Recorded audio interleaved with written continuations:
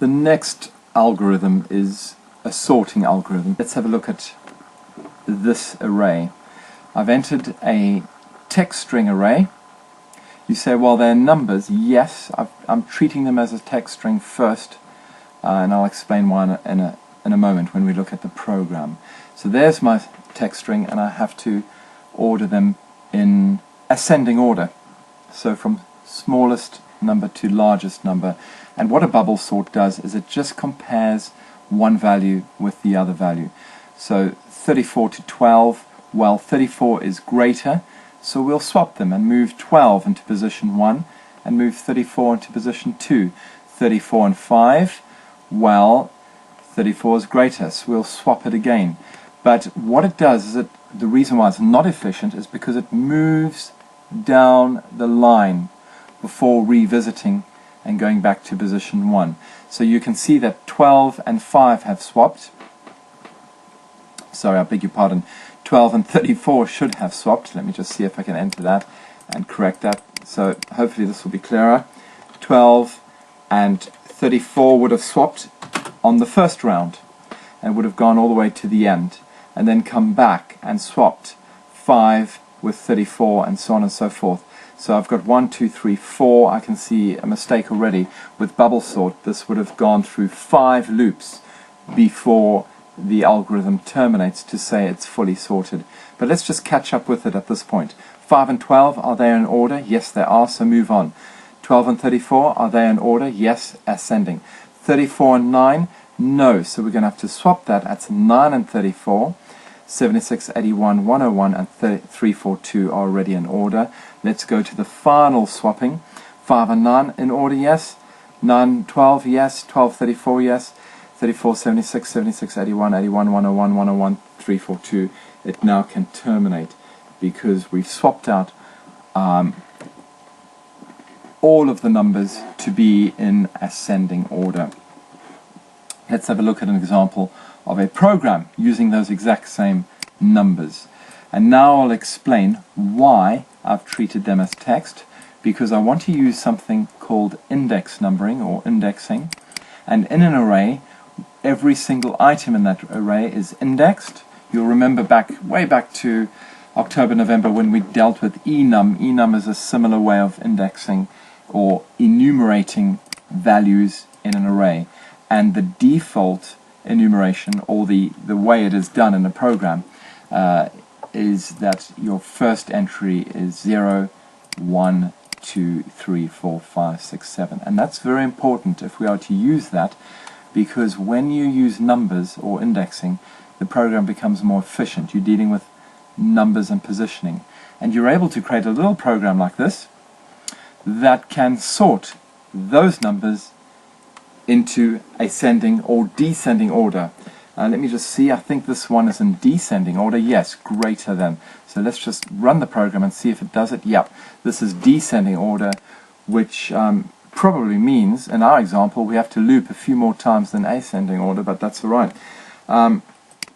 What we do is we've got our array.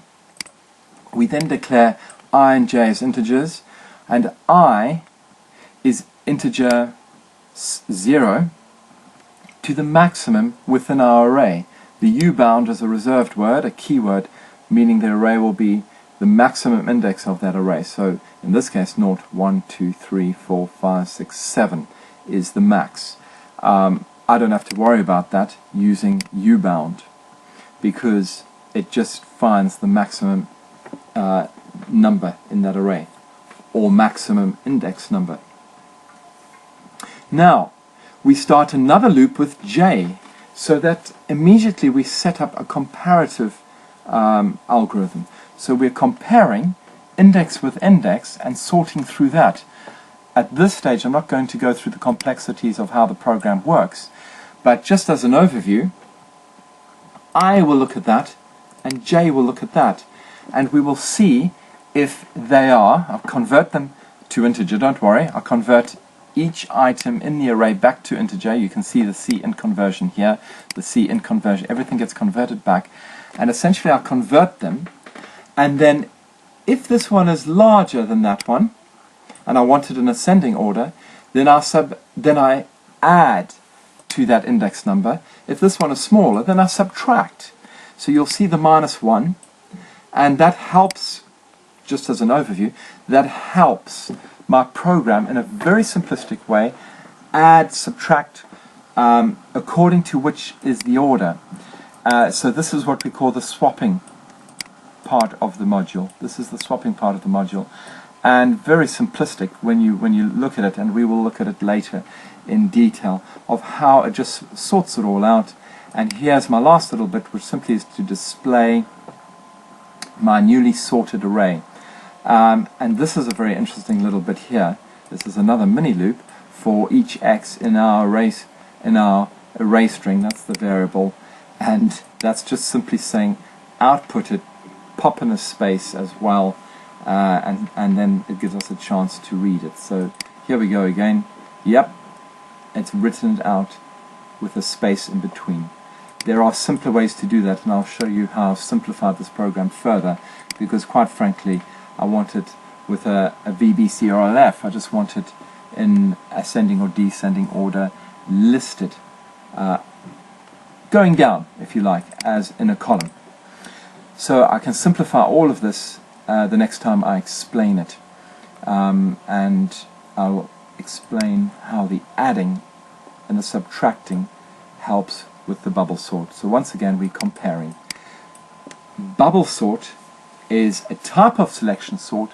It's a comparative selection sort. Why is it inefficient? Because it has to move through the loop. So it will sort it once, go all the way to the end, and go back to the beginning. Sort it again, go to the end, go to the end, and go back to the beginning. Sort it through. So it sorts it through. Last I counted with these numbers, I think it was 5 times. 1, 2, 3, 4. Yeah, 5 times minimum, I think, with this particular array in ascending order. Descending, if I were to sort this out in descending order, you might find that the loops are even more than the 5 times, because it has to sweat it out all the way through to the end each time, and then go back to the beginning. So that's why a bubble sort is inefficient, but it is a sort. It's a simple sort, and it works, and that's the main thing about bubble sort. And that's all for now about bubble sort.